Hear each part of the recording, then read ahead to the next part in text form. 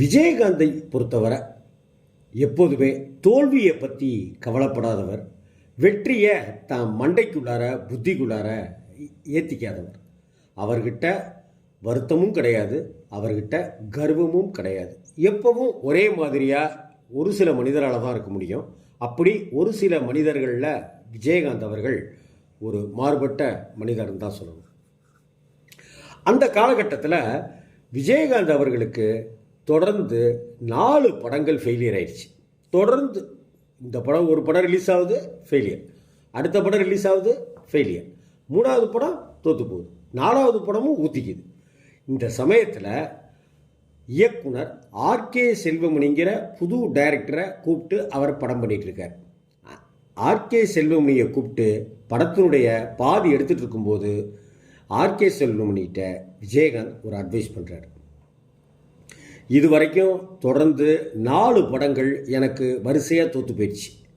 இப்போ இந்த படம் தோற்று போச்சுன்னா இது எனக்கு 5வது படம். ஆனால் இன்னும் என்கிட்ட கையில் 9 படங்கள் இருக்குது. வரிசையாக நான் நடிச்சுக்கிட்டு தான் இருக்கேன். ஆனால் உனக்கு இதுதான் தம்பி முதல் படம். தோத்துட்டா நீ வீட்டுக்கு போயிட வேண்டியது தான். அதனால் நல்லா சின்சியராக படம் பண்ணு அப்படின்னு ஆர்கே செல்வமணியை கூப்பிட்டு விஜயகாந்த் அட்வைஸ் பண்ணார். அந்த இடத்துல விஜயகாந்தோட மனசை தான் பார்க்கணும். தொடர்ந்து 4 படம் ஃபெயிலியர் ஆகிருக்கு, இப்போ இது 5வது படம் ஃபெயிலியர் ஆகிடக்கூடாது, அதனால் நல்லா பண்ணு அப்படின்னு சொல்லலாம். 4 படம் ஃபெயிலியர் ஆகிடுச்சு, இப்போ தோற்று போனாக்கா இது 5வது படம். ஆனால் இன்னும் கையில் 9 படம் இருக்குது. சோத்துக்கு எனக்கு வழி இல்லாமலாம் கிடையாது, காசு எனக்கு வந்துட்டு தான் இருக்குது. ஆனால் உனக்கு இதுதான் முதல் படம், லைஃபு பார்த்துக்க தம்பி அப்படின்னு சொல்கிறது இருக்குல்ல, அதுதான் கேப்டன். 89வது வருஷம் ஏன் புருஷன் தான் எனக்கு மட்டும்தான் அப்படிங்கிற படம் ஹிட் ஆனிச்சு. அப்புறமா வந்த தர்மம் வெல்லும், பொறுத்தது போதும், பொன்மன செல்வன், மீனாட்சி திருவிளையாடல், ராஜநடை, எங்கிட்ட மோதாதேன்னு வரிசையாக படங்கள் வந்துச்சு. ஒவ்வொன்றும் ஒவ்வொரு விதமான படங்கள் தான். ஆனால் எந்த படமுமே விஜயகாந்துக்கு வசூலை குவிக்கலை, விஜயகாந்துக்கு நல்ல பேரையும் சம்பாதிச்சு கொடுக்கல. பொறுத்தது போதும் அது ஒரு ஆக்ஷன் படம், பொன்மன செல்வன் அது ஒரு கேரக்டர் சம்மந்தப்பட்ட படம், மீனாட்சி திருவிளையாடல் அது ஒரு பக்தி சம்மந்தப்பட்ட படம், ராஜநடை ஒரு ஆக்ஷன் மூவி, எங்கிட்ட மோதாதே ஒரு லவ் ஓரியன்ட் ஃபேமிலி சப்ஜெக்டு. இப்படி எல்லாமே வெரைட்டியாக இருந்தாலும் கூட எதுவுமே பெரிய அளவுக்கு கிளிக் ஆகலை.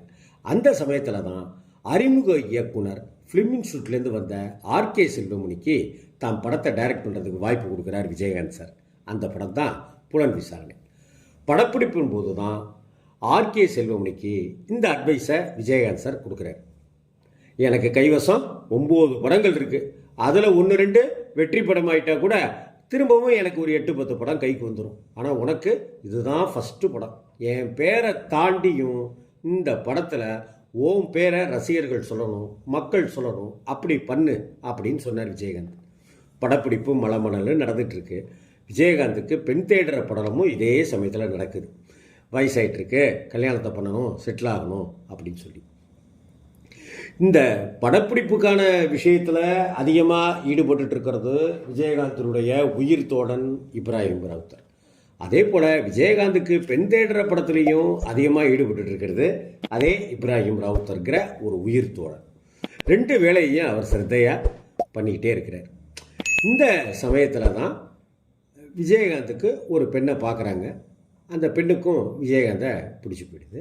நீயும் ஒரு 8 பார்த்துருப்பா அப்படின்றாங்க. விஜயகாந்தும் பார்க்குறாரு, சம்மதத்தை சொல்லிடுறாரு. அப்புறம் என்ன, தேதி குறிக்கிது. ஜனவரி மாதம் 31 1990வது வருஷம் ஜனவரி மாதம் 31 கல்யாணம் அப்படின்னு முடிவாயிடு. இந்த சமயத்தில் தான் புலன் விசாரணை படத்தினுடைய படப்பிடிப்பு இறுதி கட்டத்தை நெருங்கிட்டு இருக்கு. ரிலீஸ் தேதி அறிவிக்கிறாங்க, உறுதி செய்கிறாங்க. அதாவது 1990வது வருஷம் ஜனவரி மாதம் 14 பொங்கல் அன்றைக்கி இந்த படத்தை ரிலீஸ் செய்யலாம் அப்படின்னு முடிவு பண்ணுறாங்க. ஜனவரி மாதம் 14 பொங்கல் அன்றைக்கி புலன் விசாரணை ரிலீஸு, 31 விஜயகாந்த் சாருக்கு கல்யாணம். அப்போது செல்வமணிகிட்ட விஜயகாந்த் சார், என்ன செல்வமணி, இந்த படம் ஓடிடுமாயா? இன்னும் 20 நாளில் கல்யாணம், எனக்கு படம் ஜெயிச்சா ஒரு கௌரவமாக இருக்கும், கம்பீரமாக மணமேடையில் நிற்கலாம், ஓடிருந்தானே அப்படின்னு ஜாலியாக கேலியாக கிண்டலாக கேட்டிருக்கேன். பொங்கல் வந்துச்சு, புலன் விசாரணை படமும் வந்துச்சு. அது கொடுத்த வெற்றி சாதாரணமானதல்லங்கிறது நமக்கெல்லாம் தெரியும். மிக பிரம்மாண்டமான வெற்றி. சொல்லப்போனால் 6 படங்களுடைய தோல்விகளை எல்லாம் அடித்து சாப்பிட்ற வகையில் பிரம்மாண்டமான ஒரு அதிரிபுதிரி வெற்றியத்தை கொடுத்தது தான் புலன் விசாரணை. பொங்கல் ரிலீஸில் புலன் விசாரணை சக்க போட்டு ஓடிக்கிட்டே இருக்கு. அடுத்த 15 நாளில் 31ஆம் தேதி கல்யாணம். விஜயகாந்துக்கும் பிரேமலதாவுக்கும் திருமணம். மொத்த திரையுலகமே திரண்டு வந்து வாழ்த்து தெரிவிச்சிட்டு இருக்கிற பிரம்மாண்டமான கூட்டம். அந்த முதல் படத்தை வெற்றி படமாக்கிய ஆர்கே செல்வமணி கையில் மிகப்பெரிய கிஃப்ட் பாக்ஸை வச்சுக்கிட்டு அவர் வரார். அது ஒரு வாழ்த்து, நன்றி ரெண்டுமே அப்படின்னு தான் வச்சுக்கணும். அப்போ பக்கத்தில் வந்த செல்வமணி விஜயகாந்தோட கைகளை பிடிச்சி கொடுக்குறாரு. குலுக்கிட்டு கிஃப்ட்டு கொடுக்குறாரு. அப்போ விஜயகாந்த், இது எதுக்கியா? அதான் என் கல்யாண பரிசா புலன் விசாரணையை ஹிட்டாக்கி கொடுத்துட்டியே, அது போதாதா அப்படின்னு சொன்ன உடனே நெகிழ்ந்து கண்ணிலேருந்து தண்ணியே வந்துடுச்சு ஆர்கே செல்வமணிக்கு. இதை ஆர்கே செல்வமணி ஒரு பேட்டியில் குறிப்பிட்டார். புலன் விசாரணை படம் வெளியாகியும் விஜயகாந்தோட திருமணம் நடத்தும் எவ்வளவு வருடங்கள் ஆயிடுச்சுன்னு பாருங்கள்.